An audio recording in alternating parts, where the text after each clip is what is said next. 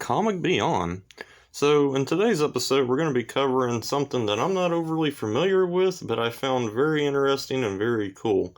We're going to be covering the Cyberforce Origin Cyblade. So, in this story, if you're already familiar with Cyberforce or anything like that, you already know, but if not, there's this character named Cyblade. And I kind of stumbled across this character.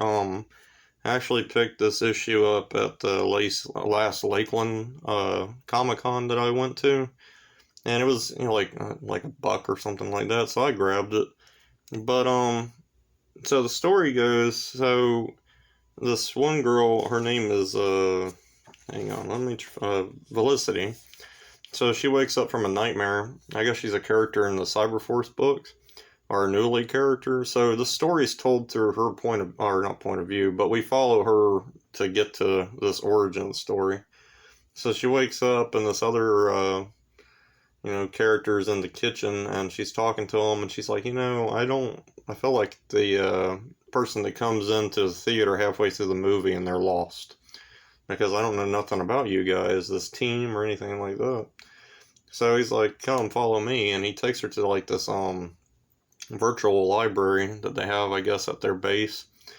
And so she chooses to basically see the events unfold out, the origin events of this character, Cyblade. So then we dive into this origin, and so in the beginning of the story, her name is Dominique, but we meet her father first.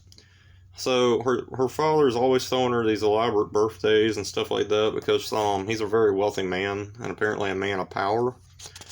So one day after school, Dominique's about to get kidnapped, and before she can or does, she has like this big energy surge and does like this energy blast, and it scares off the kidnappers, the assailants who were there to take her. So her dad kind of freaks out, she freaks out, and so he decides that he's gonna get her a sensei, somebody to like teach her to protect herself, make her strong, and teach her how to fight, stuff like that. And her name is Jacqueline.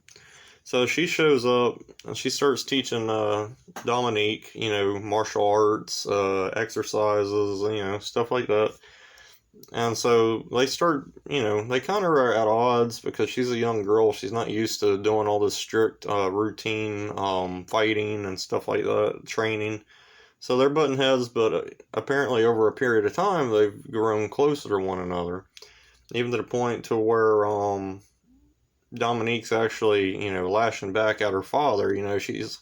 There's a panel where she's training and her dad comes to check up on her and she falls or something like that, loses focus, and so she freaks out on him and she's like, how dare you sneak up on me while I'm doing this? This is already difficult enough because of you.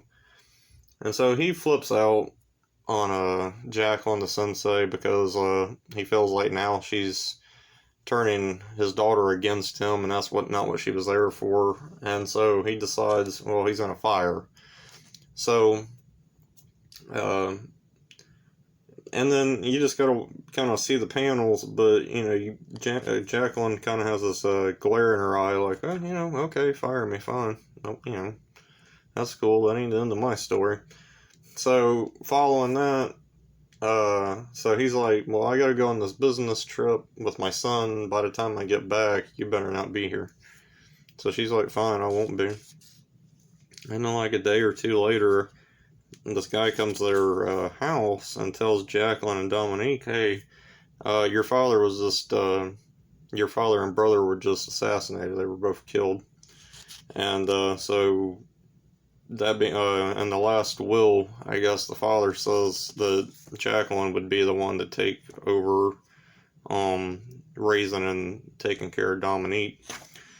And so that's what happens, and then we do like a time jump, and then they're on like this mission. They get these hostages off of a ship, and they're being held captive by terrorists. So they go on that mission, and then there's actually some fatalities, and Dominique's kind of taken by that. She's like, we could have saved more people, but she's like, well, Jacqueline tells her, yeah, but if we would have stayed on the ship any longer, we would have been killed. So we were lucky to survive. And then we kind of time jump again. This time,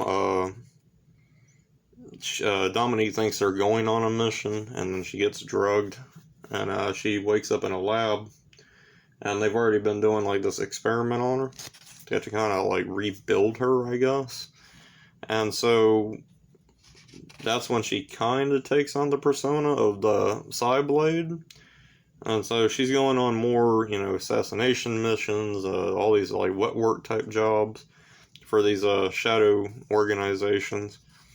But then she stumbles upon this lab that she ends up going to, and come to find out, Jacqueline's been lying to her the whole time. Her brother really didn't die, and they actually have his body in like a test tube in this lab.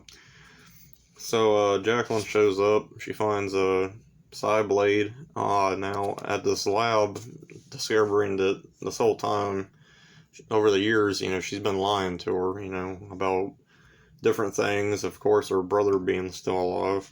So they start duking it out and fighting one another.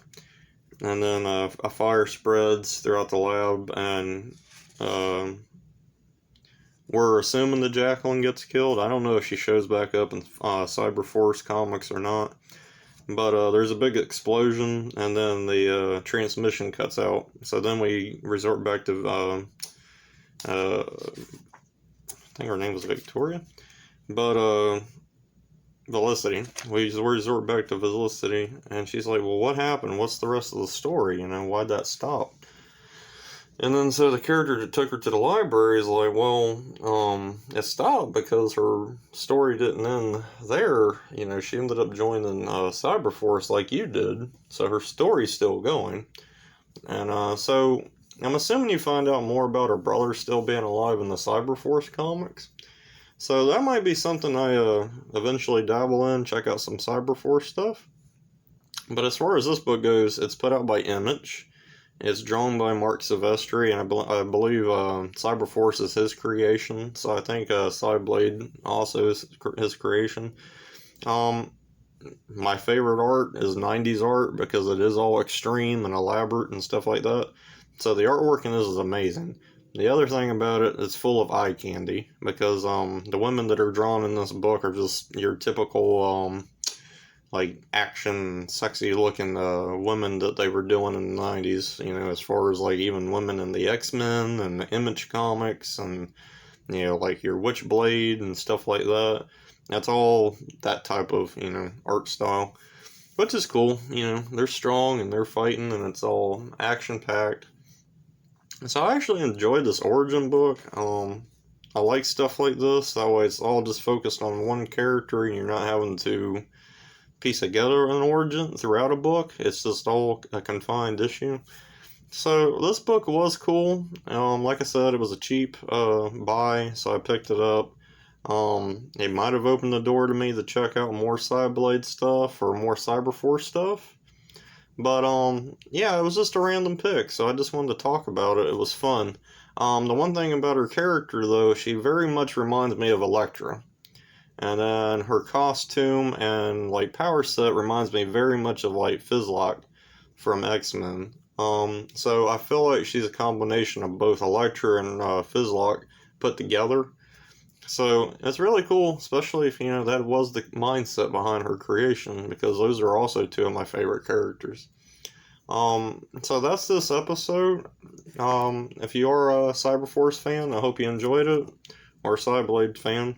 But yeah, if you're, going through a long box at a comic shop and you see this for $1 or 50 cents, check it out. It's worth a read. It's a quick read. It's only one issue. There are other issues to it, but it's not of Cyblade. They're just origin stories for the other characters in Cyberforce. So there are other issues, but you can just read hers as a single standalone issue. You don't have to keep going through them. But I probably won't jump into too much of those. I'll just probably just stick with her origin. But yeah, it was a fun book. If you can find it cheap, check it out. And until next time, I'll talk to you later.